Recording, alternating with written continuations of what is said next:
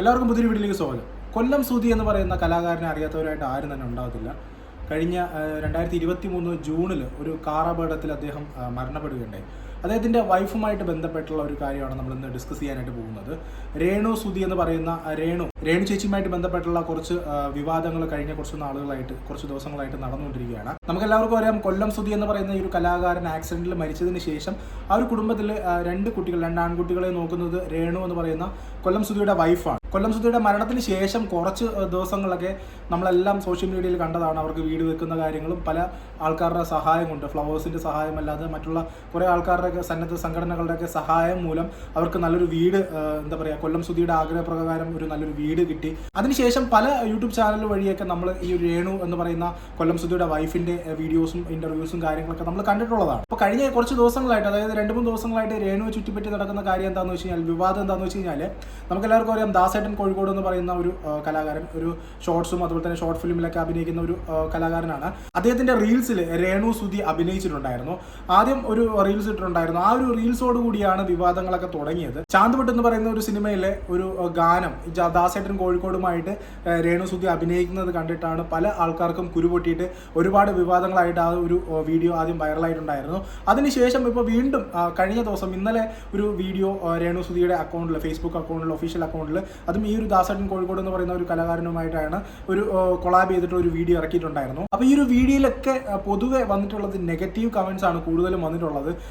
ഇത് negative comments എന്ന് മാത്രം പറയാനായിട്ട് പറ്റത്തില്ല. കാരണം അവരെ ബോഡി ഷേമിംഗ് ചെയ്യുന്ന തരത്തിലുള്ള കമൻറ്റുകളാണ് ഒരുപാട് ഈ ഒരു അക്കൗണ്ടിൽ വന്നിട്ടുള്ളത്. സത്യം പറഞ്ഞു കഴിഞ്ഞാൽ ഭർത്താവിൻ്റെ മരണത്തിന് ശേഷം ആ ഒരു ഭർത്താവിൻ്റെ ഒരു മേഖലയായിട്ടുള്ള സിനിമ അല്ലെങ്കിൽ അഭിനയം എന്നുള്ള മേഖലയാണ് രേണു സുധി തിരഞ്ഞെടുത്തത്. അതുകൊണ്ട് തന്നെ പലതരത്തിലുള്ള നാടകങ്ങളും ചെറിയ ഷോർട്ട് ഫിലിംസിലൊക്കെ അവർ അഭിനയിക്കാനായിട്ട് തുടങ്ങി. അത് ഒരിക്കലും തെറ്റായിട്ട് അല്ലെങ്കിൽ അത് ക്രിട്ടിസൈസ് ചെയ്യാനായിട്ട് ഈ കാണുന്നവർക്കൊന്നും ഒരിക്കലും പറ്റത്തില്ല. കാരണം അവർക്ക് അവരുടെ ലൈഫ് ഒന്ന് സെറ്റാക്കാൻ അല്ലെങ്കിൽ അത് ഒന്ന് സ്റ്റേബിൾ ചെയ്യാനായിട്ട് അവർ കണ്ടെത്തിയ ഒരു വരുമാന മാർഗ്ഗമാണ് ഈ ഒരു അഭിനയം എന്ന് പറയുന്നത്. റീസെൻ്റ് ആയിട്ട് ഒരുപാട് നെഗറ്റീവ് കമൻറ്റുകൾ വന്നിട്ടുള്ള ആ ഒരു വീഡിയോ നമുക്ക് ജസ്റ്റ് ഒന്ന് കണ്ടിട്ട് വരാം.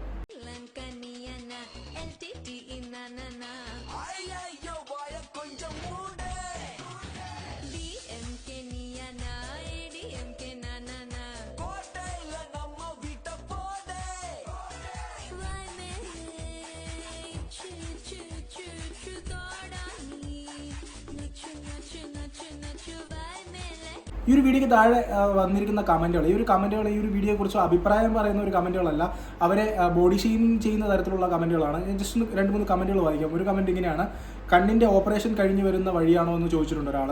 അതുപോലെ തന്നെ എപ്പോഴും ചക്ക വീണു എന്ന് വിചാരിച്ച് മുയൽ ചാകില്ല എന്നുള്ള തരത്തിൽ പറയുന്നുണ്ട്. വേറൊരാൾ എഴുതിയിരിക്കുന്ന കമൻറ്റ് ഇങ്ങനെയാണ്: മക്കളെ നോക്കാൻ ആരാൻ്റെ വീട്ടിൽ പണിക്ക് പോയാലും ഉണ്ട് ഒരു അന്തസ്, ഇത് കെട്ടിയോൻ പോയിട്ട് ഉളുപ്പില്ലാതെ കോമാളിത്തരത്തിന് പോകുന്നുണ്ടല്ലോ, നീ എന്ത് സ്ത്രീ, പൈസയ്ക്ക് വേണ്ടി എന്തും ചെയ്യും, നീ പറഞ്ഞു ഇത്ര വിചാരിച്ചില്ല. അപ്പോൾ ഇങ്ങനെയൊക്കെയാണ് കമൻറ്റും കാര്യങ്ങളൊക്കെ ഒരുപാട് പേര് എഴുതിയിട്ടിട്ടുള്ളത്. സത്യം പറഞ്ഞു കഴിഞ്ഞാൽ മാനസികമായിട്ട് അവരെ തളർത്തുന്ന തരത്തിലുള്ള കമൻറ്റുകളാണ് ഈ ഒരു വീഡിയോയ്ക്ക് താഴേക്ക് വന്നിട്ടുള്ളത്. ഇങ്ങനെയുള്ളവരൊക്കെ സപ്പോർട്ട് ചെയ്യാണ് വേണ്ടത്. അവർക്ക് അവരുടെ കുടുംബം നയിക്കാനായിട്ടുള്ള ഒരു വരുമാന മാർഗ്ഗമായിട്ടാണ് അവർ ഈ ഒരു അഭിനയ മേഖല തിരഞ്ഞെടുത്തത്. അതിന് സാധാരണ ടിപ്പിക്കൽ ഒരു മലയാളി ചെയ്യുന്ന തരത്തിൽ, കാരണം എന്തെങ്കിലും ഒരു സിമ്പതിയോ എന്തെങ്കിലും ഒരു വിഷമോ ഉണ്ടെങ്കിൽ അവരെ ആദ്യം നല്ല രീതിയിൽ ഉയർത്തിപ്പിടിച്ച് കൊണ്ടുവരികയും പിന്നെ ഒറ്റ ഇടലിൽ അങ്ങ് താഴെ ഇടുന്ന തരത്തിലുള്ള മലയാളികളുടെ ആ ഒരു ടിപ്പിക്കൽ സ്വഭാവമാണ് ഇവിടെ കാണിച്ചിരിക്കുന്നത്. എന്തെന്നായാലും ഒരു അതിജീവനത്തിന് വേണ്ടിയിട്ട് ഒരു ഉപജീവന മാർഗം തിരഞ്ഞെടുത്ത ഇവർക്ക് നേരെ ഒരിക്കലും ഇങ്ങനെയുള്ള കമൻറ്റുകളോ കാര്യങ്ങളോ ഇടുകയല്ല വേണ്ടത്, അവരെ സപ്പോർട്ട് ചെയ്യാണ് വേണ്ടത്. അപ്പോൾ എന്തായാലും ഈ ഒരു വീഡിയോ കണ്ടപ്പോൾ ജസ്റ്റ് ഒന്ന് റിയാക്ട് ചെയ്യണം എന്ന് തോന്നി, അതുകൊണ്ടാണ് ഇങ്ങനൊരു വീഡിയോ ആയിട്ട് വന്നത്. വീഡിയോ ഇഷ്ടമായാലും നിങ്ങളുടെ സുഹൃത്തിലേക്ക് ഒന്ന് ഷെയർ ചെയ്ത് കൊടുക്കുക. ഇതിൽ നല്ലൊരു വീഡിയോ ആയി കാണാൻ.